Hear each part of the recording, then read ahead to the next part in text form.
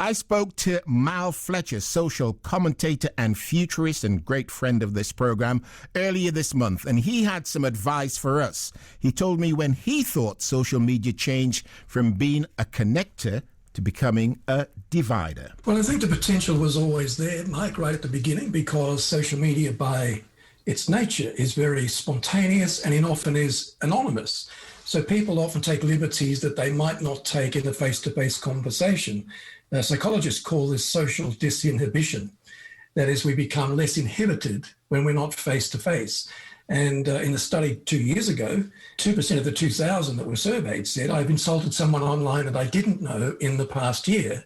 And whilst 2% of 2,000 doesn't sound like many, if you extrapolate that across the population, it's a couple of million people being insulted. So the potential was always there. And why do we do it? Well, I think it is because partly it's a very spontaneous medium and it's given rise to what I'd call the hot response culture.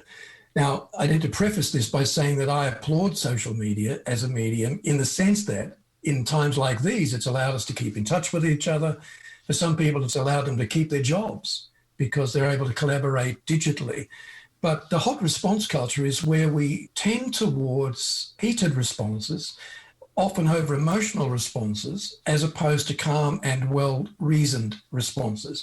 We saw that with the Brexit campaigns. We saw that with the Brexit debate up until the end of last year. The social media was alive with quite heated discussion about the pros and cons of Brexit. That died down when Brexit was initiated, but it's now shifted to other very important and weighty issues like racism and gender. And because they're such weighty issues, a lot will flow from them. We need to make sure we get it right and we don't just overreact. We're open to opinions that are not totally in line with our own. Some time ago, I was having a conversation and I said to somebody, I didn't think there'd be a fair election anywhere in the world in the future while Facebook exists. Was that a ridiculous statement? No, I don't know that it is a ridiculous statement. It's not ridiculous in the sense that it provokes a discussion about the role of social media, so that in itself is a good thing. I think, like all technologies, social media are amoral in nature. It is us, the human agents, who make decisions as to whether a technology will be used for good or for ill.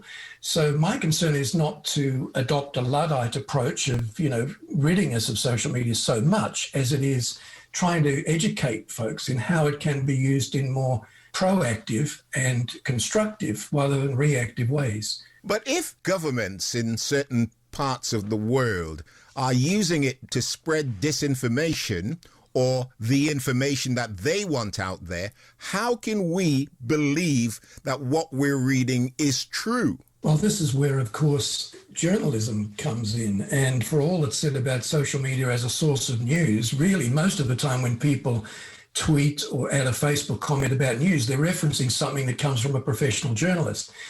The onus then comes on the journalist or the editor and the producer to produce material that can be fact-checked. And this is one of the issues you're familiar with, working as you do within the great institution, the BBC, because at the moment there's a lot of debate about whether BBC, quote, reporters should be allowed to put their personal views online, because in their role as journalists, people assume that everything they say is in some way an objective fact.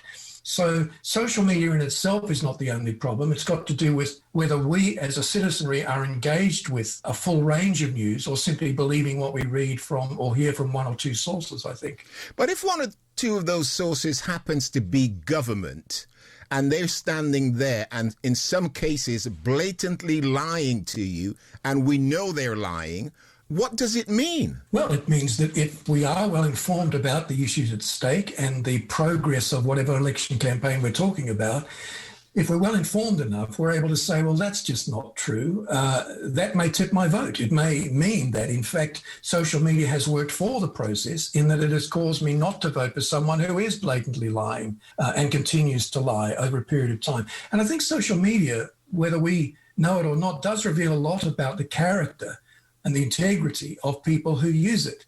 And over time, I've found that human beings will only put up with so much from a politician or anyone else who tells outright lies continuously over a period of time. I think that in the end, good character wins out. And also persuasion is more effective in sharing ideas than vilification. And these characters who do issue fake news, as you're calling it, are often also people that use social media to vilify others, to attach names to them, whether it's a personal name or the suffix phobic or whatever. That's not necessarily helping us have a healthy debate. And I think in the end, people turn against that. Back with Mal in a few minutes.